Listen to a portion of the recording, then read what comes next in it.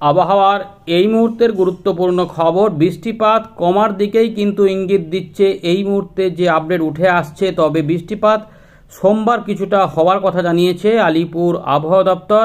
উত্তরবঙ্গে কিছু ভারী বৃষ্টিপাতের সম্ভাবনা কিন্তু থাকছে। ইতিমধ্যে মৌসুমি অক্ষরেখা বঙ্গোপসাগর পর্যন্ত বিস্তৃত রয়েছে, কিন্তু নিম্নচাপটা আরও কিছুটা উত্তর পশ্চিমে সরেছে এবং এর প্রভাবে এই যে মধ্যভাগ দেখতে পাচ্ছেন দেশের, সেখানে বৃষ্টিপাতের দাপটটা বেশি থাকবে। কিন্তু এখনও জলীয় বাষ্প উপস্থিত থাকার জন্য শুক্রবার পর্যন্ত কিছুটা বৃষ্টিপাত হবে, মাঝে মাঝে একটু করে মেঘ তৈরি হবে, কোথাও কোথাও হালকা হালকা বৃষ্টিপাত কিছু কিছু সময়ে দিতে পারে, যেটা আমরা বৃহস্পতিবারেও কিছু কিছু অংশে লক্ষ্য করেছিলাম। এবং যারা যারা পেয়েছিলেন অবশ্যই জানাবেন। এর পাশাপাশি এরকমভাবেই বিক্ষিপ্ত বৃষ্টিপাত থাকবে, তাই মাঝে মাঝে মেঘলা আকাশ রোদের মধ্যে দেখা যাবে দিনের বেলাতে, এবং রাতের বেলাতে পরিষ্কার আকাশে কখনো কখনো একটু মেঘলা আকাশ হতে পারে এবং দু এক জায়গায় বজ্রবিদ্যুৎ অ্যাক্টিভিটি সহ বিক্ষিপ্ত বৃষ্টিপাত থাকতে পারে। তবে শনিবার রবিবারে বৃষ্টিপাত অনেকটা কমে গেলেও সোমবারের দিকে আবার একটু বৃষ্টিপাত আসতে পারে। এর মধ্যে উত্তরবঙ্গে বৃষ্টিপাতের সম্ভাবনা তো থাকছে, সেগুলো আমরা বলবো কিভাবে কি হবে। প্রথমে দেখে নিই আজ আপডেটে আবহাওয়া দপ্তর কী পরিবর্তন করেছে। আপনার জেলা অবশ্যই কমেন্টে উল্লেখ করে জানাবেন এবং সাবস্ক্রাইব যারা করেননি করে নেবেন এবং আমাদের লাইক করে অবশ্যই অনুপ্রাণিত করবেন। দেখতেই পাচ্ছেন যে উত্তর পশ্চিম ভারত এবং মধ্য ভারতের বিভিন্ন অংশে ঘূর্ণাবর্ত এবং নিম্নচাপের দাপটে এই জায়গাতে বৃষ্টিপাত রয়েছে এবং এখানেই রয়েছে মৌসুমি অক্ষরেখা। দক্ষিণবঙ্গে কিন্তু মৌসুমি অক্ষরেখাটা এখন নেই। তবে আসামের উত্তর পূর্ব ভাগে একটি নিম্নচাপ বলবো না, ঘূর্ণাবর্ত নতুন করে তৈরি হয়েছে। চলুন আমরা একে একে আলোচনা করি। প্রথমে দেখে নিই আপডেটে কি বলছে আবহাওয়া দপ্তর, তারপর আমরা এখান থেকে ফেরত এসে নতুন নিম্নচাপ, বৃষ্টিপাত এগুলো দেখাবো কোথায় কোথায় কেমন হবে। প্রথমে দেখে নিচ্ছি যে আলিপুর আবহাওয়া দপ্তর তাদের সংক্ষিপ্ত সতর্কতায় কি বলছে, কবে কবে কি হবে। উত্তরবঙ্গে কিন্তু হলুদ সতর্কতা রয়েছে টানা।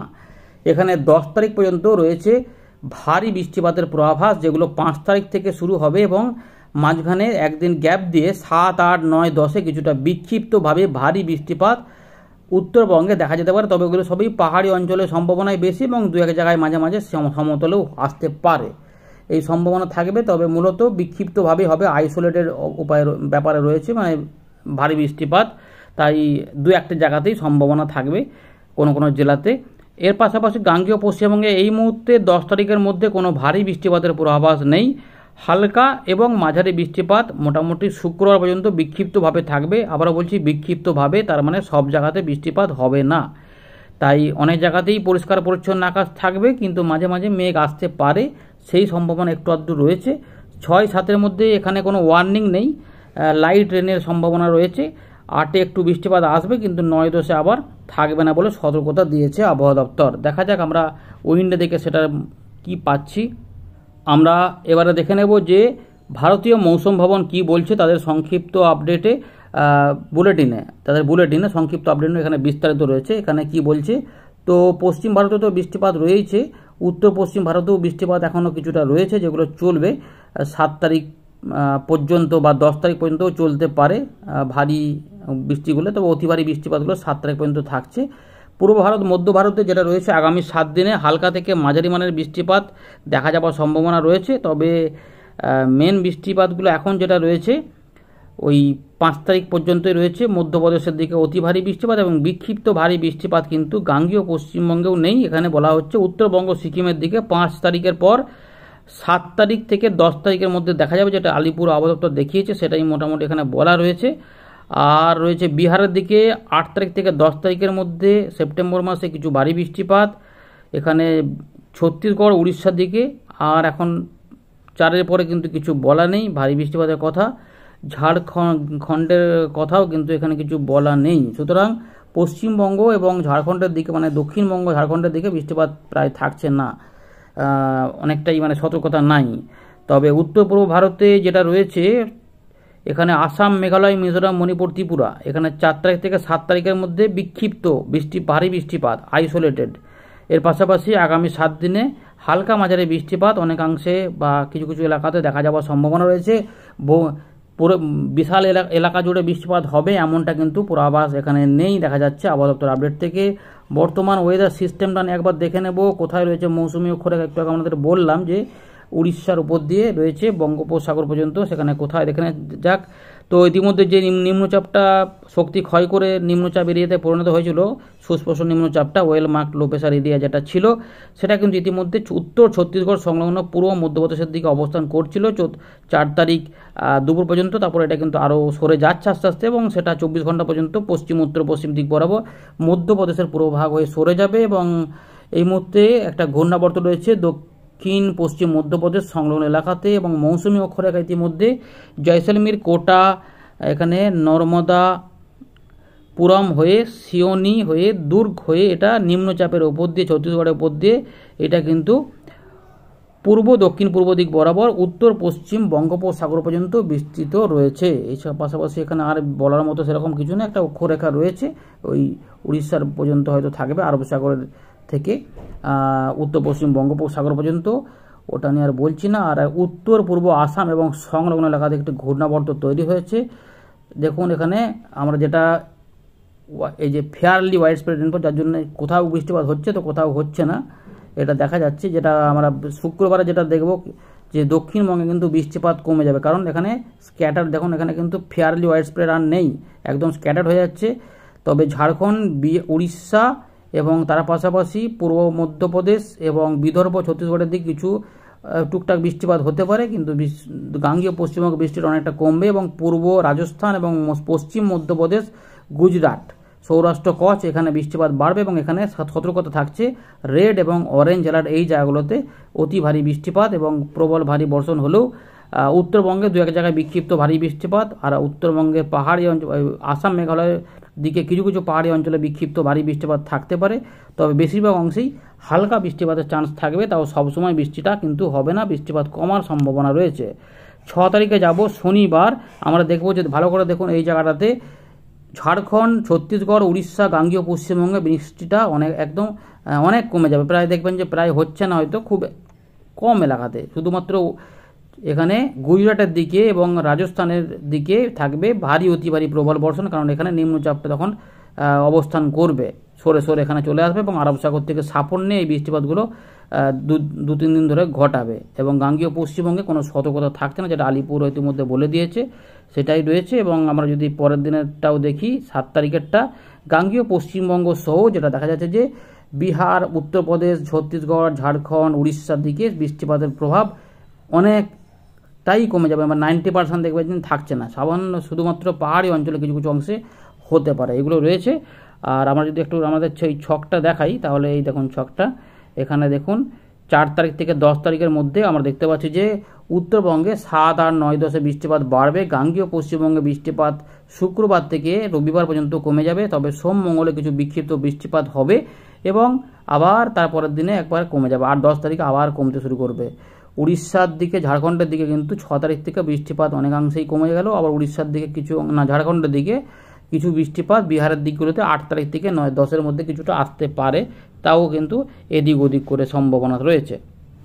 আমরা আবারও ফেরত চলে এলাম উইন্ডির লাইভ স্ক্রিনে। তো বাংলার উপরে কিন্তু হালকা হালকা কোথাও কোথাও মেঘ রয়েছে, কোথাও বৃষ্টিপাত একটু আধটু এদিক ওদিক তো কোথাও কোথাও চলছে, সব জায়গাতে ম্যাক্সিমাম জায়গাতে হচ্ছে না, শুধু মেঘলা মেঘলা ভাব একটু থাকছে, আবার বেশিরভাগ অংশেই দেখা যাচ্ছে যে পরিষ্কার রয়েছে, শুধুমাত্র এইগুলোতেই রয়েছে নিম্নচাপের দাপটে বৃষ্টিপাতের মেঘ, যেগুলো এই এলাকা পর্যন্ত মৌসুমী অক্ষরেখা নিম্নচাপের জোড়া দাপট রয়েছে, তাই এখানে চলছে। এগুলো তো অনেকটাই ফাঁকা, বৃষ্টিপাত কিন্তু শুক্রবার থেকে আমরা রবিবার পর্যন্ত কম দেখব।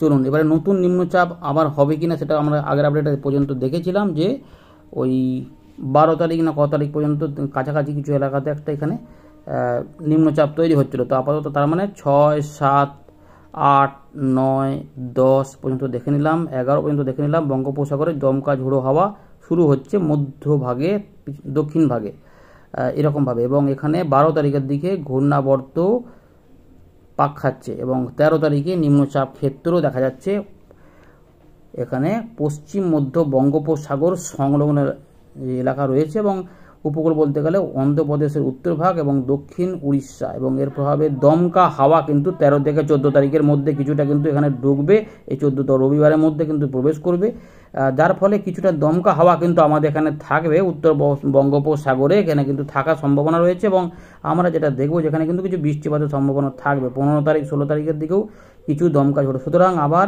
ওই 13, 14, 15, 16 এই সময়কালে কিছু দমকা ঝোড়ো হাওয়া কিন্তু ঢুকে পড়বে। তার মানে বৃষ্টিপাতও হতেও পারে। একবার দেখে হ্যাঁ বৃষ্টিপাত কিন্তু থাকবে, অর্থাৎ দ্বিতীয় সপ্তাহের শেষ ভাগের দিকে বা তৃতীয় সপ্তাহের প্রথম ভাগে আমরা দেখব যে দক্ষিণবঙ্গে সহ বাংলাদেশের দিকে বৃষ্টিপাত প্রবেশ হবে এবং সেখানে মাঝারি ধরনের বৃষ্টিপাত বা মাঝারি ভারী বৃষ্টিপাতের সম্ভাবনা কিন্তু রয়েছে। তার মানে এটা 12 তারিখ থেকে হবে কি 12 তারিখ থেকে না, হ্যাঁ 12 তারিখ থেকে এই দিকে বৃষ্টিপাত কিন্তু শুরু হচ্ছে। এই দিকে চট্টগ্রামের দিকগুলোতে বৃষ্টিপাত, ত্রিপুরার দিকগুলোতে কিন্তু থাকবে। সুতরাং 12, 13 তারিখ থেকেই বৃষ্টিপাত আমরা দক্ষিণবঙ্গে কিছুগুলো দেখতে পাবো। 12, 13, 14, 15 জলীয় বাষ্প ঢুকে বৃষ্টিপাত আসবে। তার মানে বৃষ্টিপাত এখন যে কমছে সেই বৃষ্টিপাতটা একটু দেখা যাক। উত্তরবঙ্গে বৃষ্টিপাত থাকবে, নিম্নচাপটা সরে এখানে চলে আসবে অনেকটাই, তাই এদিকে বৃষ্টিপাতটা থাকবে।